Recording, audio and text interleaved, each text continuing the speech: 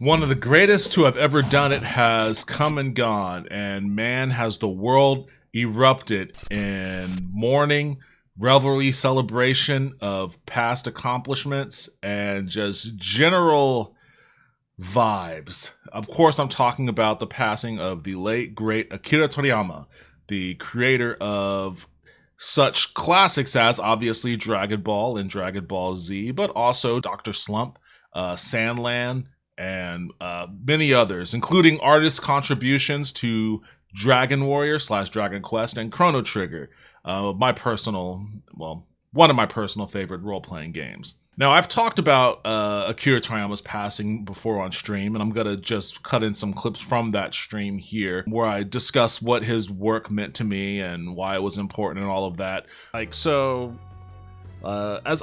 I mentioned before, when I was a kid, I did not like reading at all. I didn't like reading books. I hated role-playing games. The only games that I ever played were action games, platformers, fighting games, racing games. That was it. I hated role-playing games. But, because I was living in Japan when I was a kid, I moved there when I was 8, and Dragon Ball Z was airing on TV. Like, everybody at my school was watching it. We would go home on Wednesdays. It was Wednesday night, 7 p.m., and we'd see what new episode of Dragon Ball Z there was. And when I moved there, it was right in the middle of the Android saga. So even though I didn't speak the language, not a huge requirement in Dragon Ball Z, to be honest, but we were all super into it, collecting cards and shit like that. And when I moved to the States, when I moved back stateside, I was upset because when I was watching Dragon Ball in Japan, it was just like right when I moved away, they just did the time skip. Gohan was in high school. He was Great Saiyaman. The World Martial Arts Tournament was just starting up. It was right at the beginning of Majin Buu, and everybody was super amped about that. Like, everyone was super excited about the Majin Buu saga.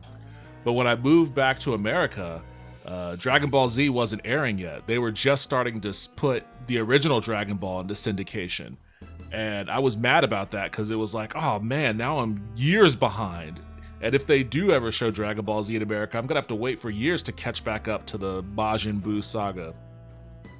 So I watched Dragon Ball, and then when they started syndicating Dragon Ball Z, starting with the Raditz story, I watched that, but then I just kind of fell off of it. But the time that I fell off of Dragon Ball was the same time that I saw in a video game magazine a preview for Chrono Trigger. And I was like, oh, the art is the same as Dragon Ball. That's awesome. I'll give this game a shot. I like Akira Toriyama. Even though it was a role-playing game, I would have never played it if the art was by someone else. But because it was Akira Toriyama, I played it, and I became super fucking obsessed with that game and every other role-playing game I could get my hands on. After I beat Chrono Trigger, I went on to Final Fantasy III, Lufia 2, Phantasy Star 4. I went to the PlayStation RPGs, Saturn RPGs. I became insatiable. And then after I played every RPG I could get my hands on, I was like, I need more. So I started reading books, which is something I would have never done as a kid. And I remember I sent a letter to Squaresoft at the time saying that I wanted to make video games for a living because of, how much I loved Chrono Trigger and Final Fantasy. And they sent me this big packet back, which is really cool of them. They could have just sent me a letter being like, keep it up, kid. But they sent me this big ass folder with all this information on, what they look for in candidates and educational tracks to go if you want to learn engineering or artistry or whatever you want to do. And it inspired me, just to let you guys know a little insight, because, you guys are all new to my stream, I imagine. I'm a 14-year vet of the video game industry. You can't really see it on this camera view, but on the wall behind me, I have framed pictures from just about not every game, but all the big games that I've worked on. They're all framed behind me. Worked in the game industry for 14 years, and the only reason why I pursued that was because of Akira Toriyama. If it wasn't for Chrono Trigger, I probably would not have worked in the game. There's no telling what I'd be doing. I'd be probably in a ditch somewhere, honestly. I was not an academic kid at all. I got bad grades. I didn't care about studying or reading or doing homework or anything. So if Chrono Trigger hadn't got me into reading, then If Dragon Ball Z hadn't got me into Chrono Trigger and Chrono Trigger hadn't got me into reading, I probably would have fallen on a bad path in life. So yeah, Akira Toriyama very likely contributed to me not living in a ditch somewhere right now. So I have nothing but reverie and admiration for the guy, and I can't express how sad and angry I am that he passed away. I'm happy that he passed away with such a great legacy, but I mean, at the same time, come on, man, I want my goats to live long, happy lives. What I really want to talk about is the impact that Akira Toriyama had on the world as a whole, which I don't think anybody ever really understood it until he passed away and people started sharing their condolences, sharing their stories, and basically started to celebrate his life. I'll tell you this straight up, without any sense of shame at all. I've been crying a lot. All right. And I don't just mean like in the middle of my day, standing in line at like a Subway or something, I just fall to my knees weeping. No, usually it's, my Twitter for the past several days, ever since his passing, has pretty much become an Akira Toriyama funeral service live feed with virtually everybody in the world who has something to say about Akira Toriyama posting about it, showing up on my feed. And some of it's funny, some of it's, heartfelt, but like the heartfelt ones always they get me right here. There've been some good ones too. I want to see if I could share a few of them. And some of them have just been outright insane.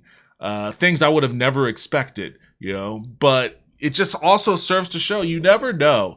You never know what your impact is on any particular person's life, let alone if you're a public figure, life globally speaking, until, you'll never know. I guess you'll never know, because most people don't know until after a person passes. And after you pass, unless there is some way that your spirit can look back on it from beyond your body, you're just not going to know about it. I don't know if Akira Toriyama could have ever anticipated the kind of reaction that the rest of the world has given his passing.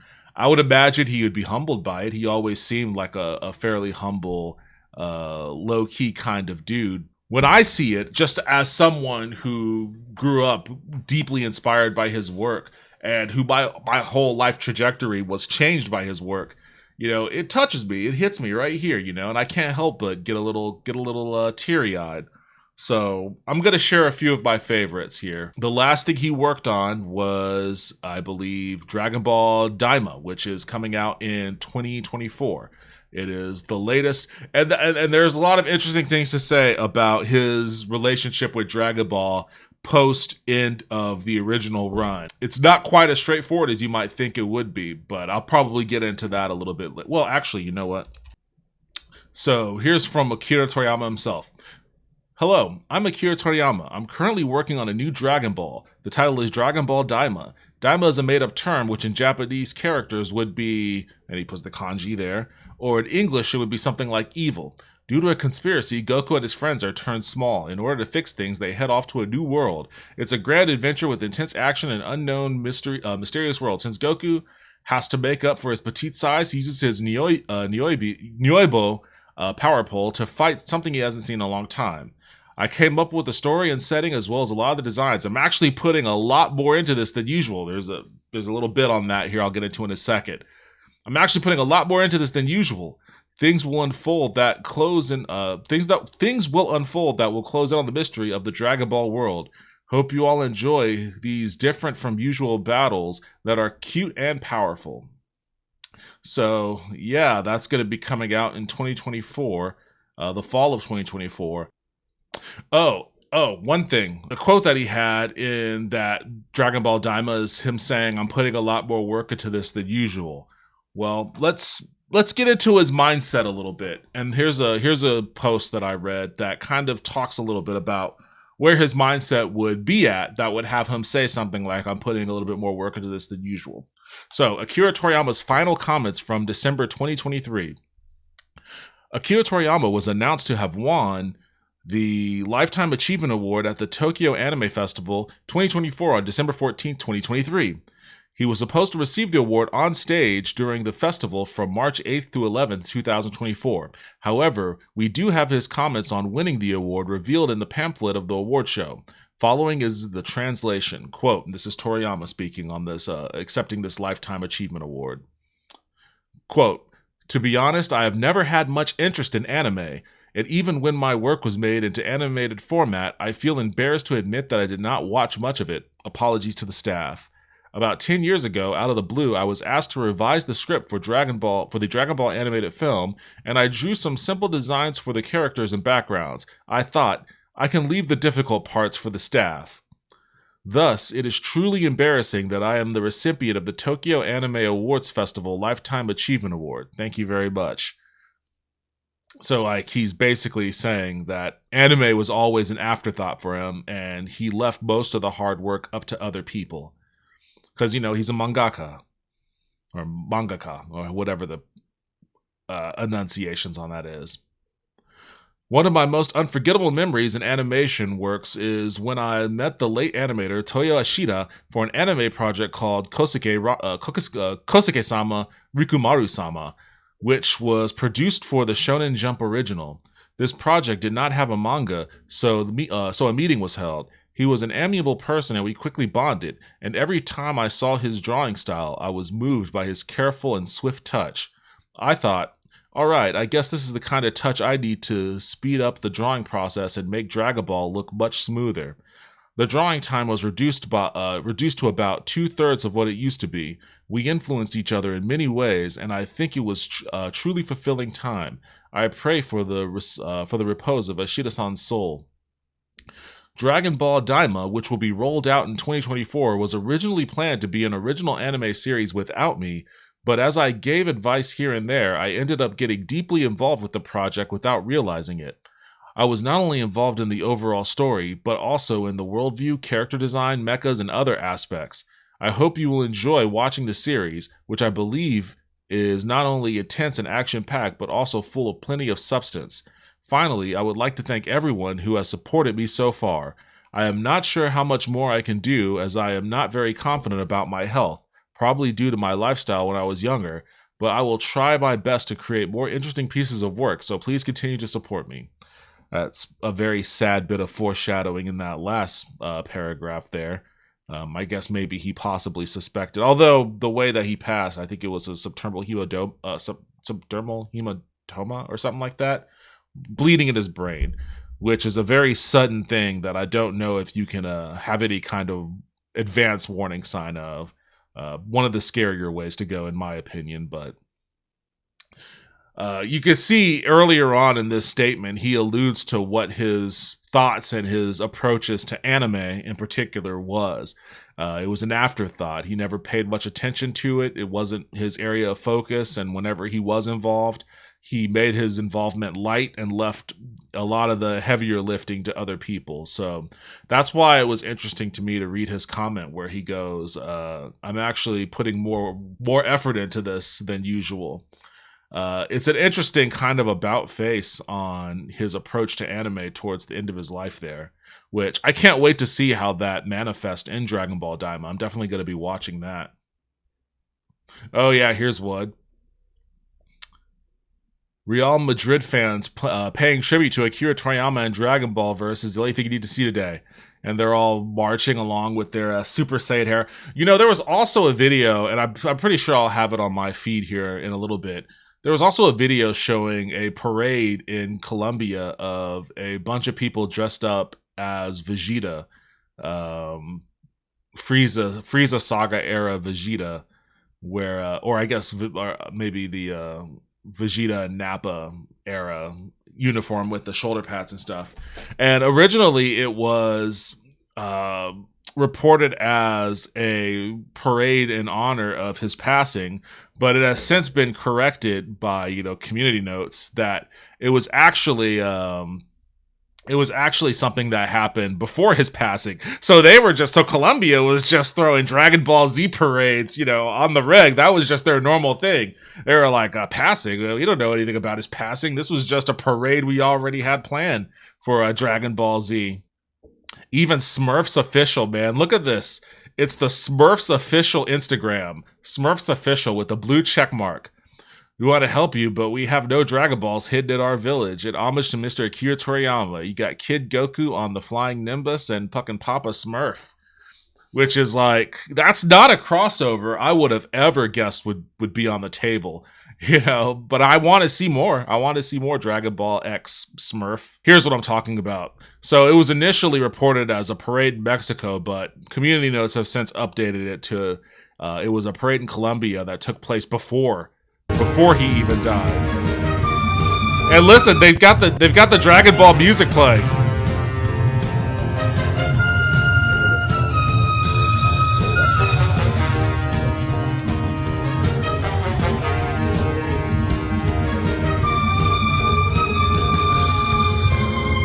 Who wouldn't want to be a part of this parade? This is somewhere in rural Colombia, too.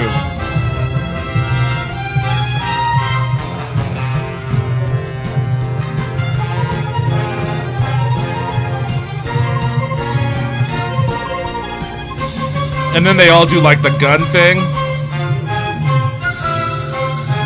Which is how Vegeta... That's how he... I think that's how he blasted Raditz. Or not Raditz, but Nappa. He either blasted Nappa that way, or that other weird alien, green alien guy, the first dude from Frieza's contingent that he killed on Namek. There was a thread about all of the different tributes that other anime pay to Dragon Ball over the years. This was One Piece during the Wano arc, and you could see it directly pulling from Dragon Ball here, with Goku and Gohan here, and then Goku and Oolong with the Dragon Balls on the umbrella.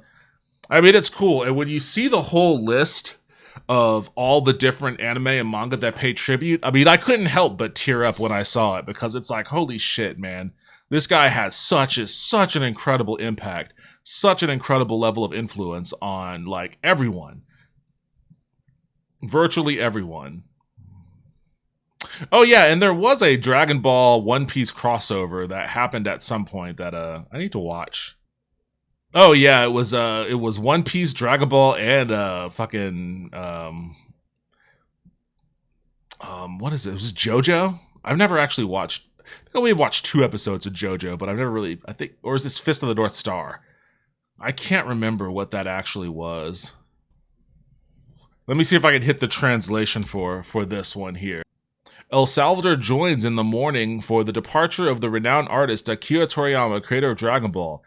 In the face of this irrepressible loss, our nation recognizes Toriyama's invaluable contribution to the world of manga and popular culture. So the government of El Salvador issued this statement. Like an official statement, like a State Department official passed away, like an important one. And their government wasn't the only one. Like China's government also issued a statement. Justin Chatwood, who played Goku in Dragon Ball Evolution movie, reacts to Toriyama's passing. This one's a sad one. I mean, like, I haven't watched Dragon Ball Evolution, and I kind of want to go back and watch it now. But I know that it's largely regarded as one of the worst movies ever made. The actor who played Goku posts, "Rest in peace, brother, and sorry we messed up that adaptation so badly." I actually did a quote tweet on this one.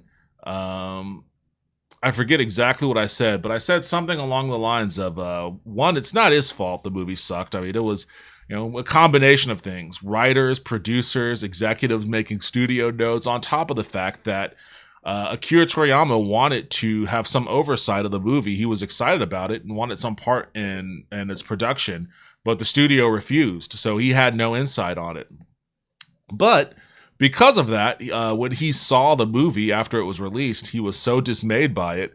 Again, Dragon Ball, his involvement with Dragon Ball was long since over at this point. He ended Dragon Ball with the end of the Buu saga, and then Dragon Ball GT he didn't really have any part in, or not much of a part in Dragon Ball GT. So he had moved on to other things, and it wasn't until Dragon Ball Evolution disappointed him so greatly that he decided to get back into the game. And that's where the concept of Dragon Ball Super was spawned. So without Dragon Ball Evolution, we would not have gotten Dragon Ball Super. So even this movie's existence plays an important role in the whole ecosystem of Dragon Ball. So don't blame yourself, Justin. You were dealt a crap hand by the writer, director, and producers. But even with that, it still ended up serving a valuable purpose. Here's Shepard Smith. EBSC 93 writes, who you taking in a 1 versus 1, Goku or Vegeta? Vegeta. Vegeta. First of all, my condolences. I saw the news alerts that this individual has passed away. So the creator of Dragon Ball and Dragon Ball Z, some of the most influential and best-selling Japanese comics of all time, that is the person that has died at the age of 68. Akira Toriyama suffered an acute subdural hematoma, a type of bleeding near the brain, they say. This is what word came out from his studio this Friday. So my condolences out to him. Vegeta. And the best wishes to his family and loved ones. Obviously hope God blesses his soul and he's up in a higher place. In terms of who I'm taking, Goku or Vegeta, from Dragon Ball, I'm going with Goku. I have no idea why. I'm not going to pretend to have. So, I mean, it's very obvious that, Shepard Smith, say what you will about him, he is nothing if not a consummate and incredibly skilled media professional. He knows how to vamp about stuff he doesn't know about. And I'm sure that he was fed information in this little wire here about who the creator of Dragon Ball was and all of that. But it's still funny to see that, the Shepard A. Smith show is talking about the passing of Akira Toriyama, even though he clearly doesn't know who the motherfucker is. But amusing nonetheless, and you know what? I'll give him props for going along with it, as respectfully as he did. He went along with it as respectfully as he did, so I'll give him some credit for that one. We'll never forget how Toriyama created Yajirobe just to give Krillin's voice actor a job. The guy cared so much for other people he worked with. And here's Goku saying to Yajirobe, your voice sounds a lot like my murdered friend Kuririn, which is how I always knew his name, Kuririn. Like I've for so many years I've called him Kuririn, and only recently have I acquiesced to Krillin. I was like, fine, I'll call him Krillin, even though I've always known him as Kuririn. A TV station in Mexico has dedicated the rest of their day to nothing but Dragon Ball movies. It always meant more in Mexico. Oh, that's just the least of it. Archie Comics to go along with Smurfs. Archie Comics celebrates the life of Akira Toriyama, which honestly, I like the vibes of this art here. I like Archie style Goku. That's a good look. I want to see more of that. Here is some crazy shit. This woman did an amazing job. He wanted his hair like Goku's, and he wanted to wear his shirt. I did the best that I can. Turn around. I think she did an amazing job here. Also, that kid has a lot of hair. Now that's some real tribute there. This one made me cry. This one made me cry when I saw it first. Still my favorite Dragon Ball related image. You have this old dude and his little baby girl. And he's got the Mr. Satan mustache and even a little bit of the hairline. And then you've got the birthday cake. Felicidades. 55 and 1, and it's Mr. Satan and Videl, and it's just so cute. This one's a cute one. I like this one a lot. Did this comic a while ago. I'm glad we took this trip to Jordan, but how do you expect to get along without knowing Arabic? Don't worry, I know the universal language. Goku. This speaks very true. Like, again, if it's one thing that the world is unified in, is its love, respect, and admiration for Dragon Ball. Everyone all around the world fucking knows who Goku is. Like, they know more, like, they're more familiar with Goku than maybe they are with, like, Batman, or Superman. Like, it is a unifying thing. Oh, this makes me sad. Rest in peace to Kentaro Mirai as well. These 4 upcoming releases are gonna hit differently now when they do release. Sandland, Dragon Ball, Sparking Zero, and then Dragon Quest.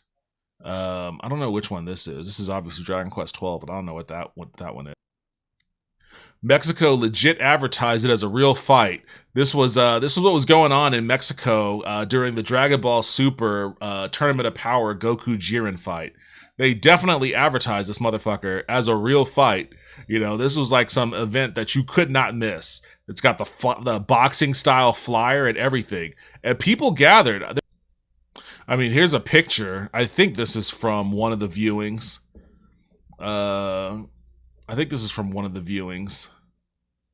Hasanabi Hassan. Rest in power, Akira Toriyama. Dragon Ball was the first manga I ever read. His work transcended cultural boundaries. Hassan grew up in Turkey. So he's talking about one of the first manga he had access to in Turkey. Again, universal. Like, it doesn't matter where you go in the world. Like, everyone knew who fucking Goku was.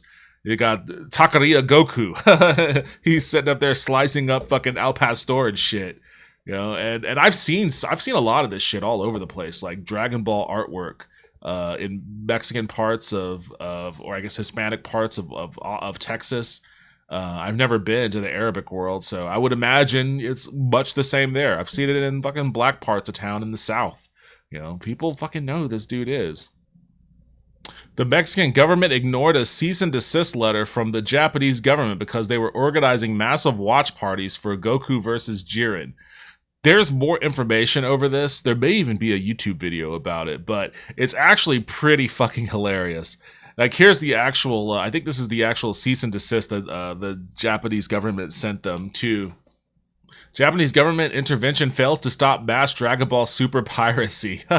On Saturday night, fans of Dragon Ball Super gathered in their tens of thousands across South America to watch public screenings of the penultimate episode of the hit series. Despite being organized by local governments, every screening was unlicensed and completely illegal. Not even personal intervention from the Japanese government could halt the fun. Earlier this month, the fans of Dragon Ball Super in Mexico started a movement on social media which suggested that everyone should be able to watch episode 130, titled The Greatest Showdown of All Time, The Ultimate Survival Battle, together in public. Surprisingly, this movement started receiving support from various local governments, many of which agreed to erect large screens in public places, from town and city squares to football stadiums. Official government Twitter accounts lit up with announcements from authorities, with posters like this one being issued for many of the events. Again, they advertised it like a fucking boxing flyer. While all this sounded wonderful in practice, there was a huge problem. According to Toei Animation, the Japanese company behind the hit anime show, no one had the licensing rights to show Dragon Ball Super in public. The company issued a statement condemning the plans, branding the proposed performance as, quote, illegal screenings that incite piracy, while urging people to support the creators by only watching on officially licensed platforms. As Saturday drew near, some regions announced that without permission from Toei, their screenings would not go ahead. Others, however, offered no cooperation whatsoever, effectively informing Toei that it was powerless to do anything to stop what would amount to a government-approved mass piracy. Whether Toei had anything to do with it or not isn't clear, but Friday, the ambassador of Japan took the highly unusual step of writing to various local governments with a demand for them to cancel the events. El Español obtained a copy of the letter as shown below. The letter from the ambassador of Japan, quote, "The government of Japan is aware that episodes 130 and 131 of the Dragon Ball Super series, whose copyright belongs to Japanese company Toei Animation, will be shown in public places, and places without the author's due authorization," the letter reads. "In the event the exhibition is illegal, the government of Japan wishes that it be suspended." It seems that as a result of the letter, some of the screenings were canceled, causing much disappointment for fans of the series. However, in some areas of Mexico, the event went ahead anyways, with tens of thousands of massively enthusiastic people in attendance. But it didn't stop there. The DBS fever also spread to Chile, Peru, El Salvador, and Ecuador, with outdoor events attracting huge crowds. This video was obviously taken down, but I guess that was a video of what that huge crowd looked like. Whether there will be any diplomatic fallout from these shows of defiance isn't yet clear, but if anyone needed a visualization of what torrent sharing might look like if it took place in the physical realm, there is no better example than these videos. In Ecuador, where more than 10,000 people gathered in just one location, fun was had by all. 10,000 people. 10,000 people showed up in Ecuador to watch 2 episodes of Dragon Ball Super. If that's any indication as to what Dragon Ball means to Latin America. And then, last but not least, governments of China, El Salvador mourn Dragon Ball creator Akira Toriyama's passing. Like, we've got so many official government statements over this dude's passing. Dragon Ball creator Akira Toriyama passed away on March 1st at the age of 68, and the entire entertainment world is mourning his loss. However, even official government statements have also been issued regarding the legend's passing. China's Ministry of Foreign Affairs representative Mao Ning expressed condolences for the loss of the Japanese artist in a televised speech during a regular news conference, stating that China is saddened by his passing. Quote, we express our deep condolences for the death of Akira Toriyama and express our sincere condolences to his family, Ning said. Mr. Toriyama is a famous manga artist and his works are also very popular in China. I noticed that many Chinese netizens also expressed condolences for his death. We expect and believe that more people of insight in Japan will actively participate in Sino-Japanese cultural exchanges and the cause of friendship between the two countries. The reason why that's important is because Dragon Ball is heavily influenced by Chinese culture. Like, the series itself was loosely based on Journey to the West. It's the story of Dragon Ball is very loosely based on Journey to the West, which is a Chinese novel published in the 16th century during the Ming Dynasty and attributed to Wu Qingyan. It is regarded as one of the greatest classic Chinese novels and has been described as arguably the most popular literary work in East Asia. Arthur Waley's 1942 abridged translation, Monkey, is known in English-speaking countries. I mean, this is the idea behind Goku being a little monkey boy and all of that sort of stuff. And obviously, when you look at the character designs themselves from Dragon Ball, the fact that Goku, arguably studies Kung Fu, like his fighting style is Kung Fu. He learned from Master Roshi. Like there are many Kung Fu inspired monks like Tenshin Han and Krillin, and the Desert Bandit of Yamcha. They don't have deserts in Japan, but they do have them in Western China.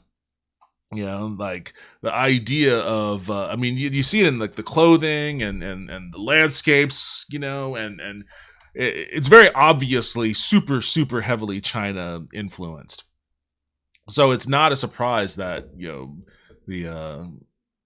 the Ministry of Foreign Affairs in China would have a remark of such. Additionally, the Ministry of Foreign Affairs in El Salvador shared a press release on its official X Twitter account expressing condolences for the passing of the renowned artist. The Central American country joins in mourning the passing of renowned artist Akira Toriyama, creator of Dragon Ball. Faced with this irreparable loss, our nation acknowledges Toriyama's valuable contribution to the world of manga and popular culture. His iconic works have left their mark on several generations of Salvadorians and inspired artists, captivating millions of readers and viewers around the world. The press release states, his legacy will endure in the hearts of his fans and in the history of manga. We extend our sincerest condolences to his family, friends, and to the people and government of Japan. Whew. The Vice President of Brazil, Geraldo Alckmin, also honored Toriyama's generational legacy, writing, "Legacy that marked generations with values of compassion and loyalty. Thank you very much, Akira Toriyama." But it's not just that. It's not just that it's inspired other artists and writers and whatnot. It inspired a lot of people to get into shape. Like the idea of training and his obsession with training and fighting and getting better went a long way towards inspiring people to work out and get in shape. There's a contingent of people out there that still, they play up the idea of, I got to get into shape. I'm going to buy weighted clothes. I'm going to get a weighted vest and weighted armbands. I want to do that shit. I've been looking at them, but, I remember when I was in high school, that was a real big thing. People wanting to get into shape, athletes on the high school football team and basketball team, when they were going into training, there was a lot of Dragon Ball Z talk. So it had a lot of different influences and a lot of maybe unexpected ways too.